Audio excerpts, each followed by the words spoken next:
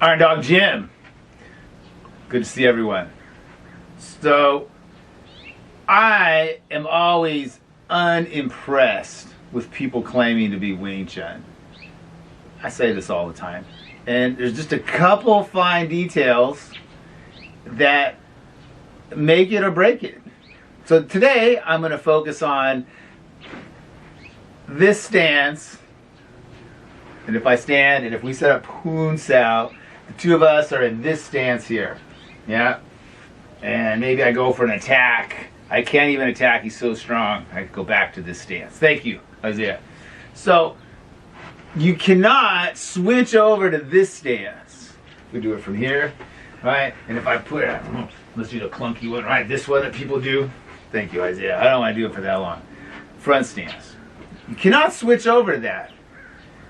It's fundamental that you fight from the rear leg when you do Wing Chun.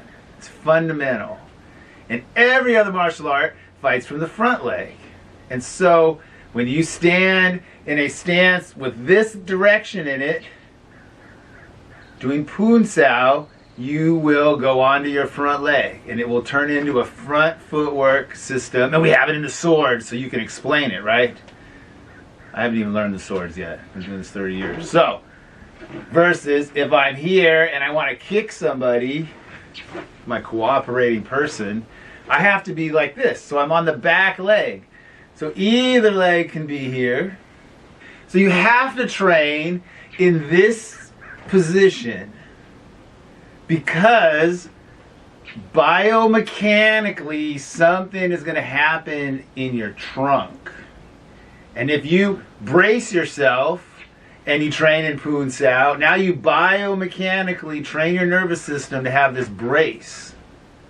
Versus if you're standing like this and you can fall backwards very easily, you have to create this other biomechanics thing. And I'm ignoring all the mechanics that bring you down into your stance and stuff. That comes after this concept here.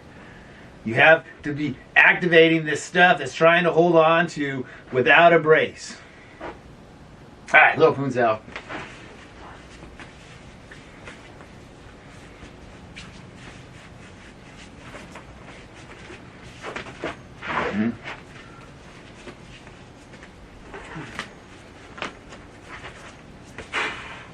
Oh, we get to see what the wooden dummy has done to me, Isaiah.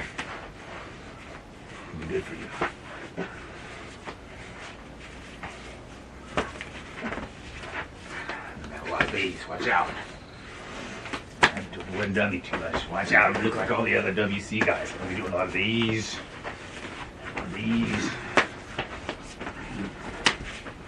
But don't worry, on this side it'll always be up here, and on this side it'll be down here. That's the cow side. I can only do these up here. These down here. Thank you, Isaiah. So many times he could have punched me right in the face. Second fundamental in Wing Chun is Chi Sao is a cooperative event, but with suppressed violence. And the flaw that we all see on the internet is you're seeing instructional type videos and all the violence is removed. Me and him, we're not being violent and we're sharing with you that way. So don't judge those. But within, let's use Brazilian Jiu-Jitsu, rolling. Very structured environment. But within the structure, there's a wealth of opportunity and diversity, and you can get some violence going on. You can really try to tap each other out. You can up, right? But it's completely limited. You start on the ground in a butt scoot just to mess around, right? So, right? And we know it's got value, so I'm using it as a reference point. So what's going on with Chi Sao? It's the same idea.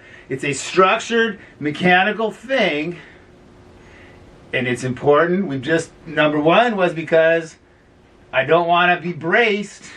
I want to be trying to activate all the internal stuff. And then later on, step back just a little bit, sir. Yeah. Later on, it's going to be this far away, and we have this initial moment that we come in. Put some hands up, Isaiah. We come in really hard to begin with. right? And so that collision is violent, and that risks injury. So that is removed, but I have to be kicking and moving from this back position. So I can only use this line right here. This plane that they call a line everywhere else, right? This plane, because it's a line that goes out.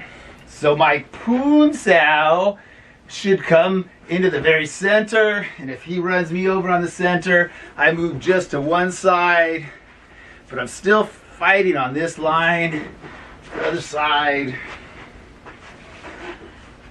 All right, make it hold. And in there, I just saw him do it, and I probably did it. There's a flaw. So let me demonstrate it. I go for my attack, and I come in, and then he does his attack, and I move to some angle like this. Or just do an attack to me, Isaiah. Go like that, right there on this angle like this.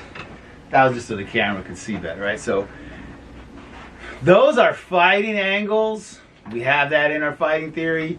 But does it fit the prescription of being from an explosive going in attack?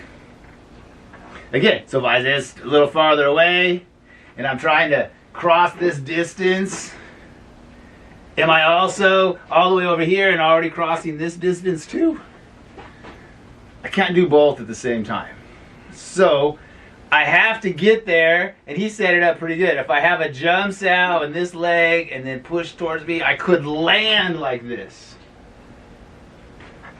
I tried to go this way, and his force bumped me to land in a pincer movement. Thank you. So we have to incorporate that into the structure. When I do a pincer movement, is it a result of a failed forward attack? If I decide to do a pincer first, so Isaiah, you go first, and I pincer him, we have that. I'm going to say we don't have it, but it's not part of this fundamental that we're building up here. It's not. It's too early for that step.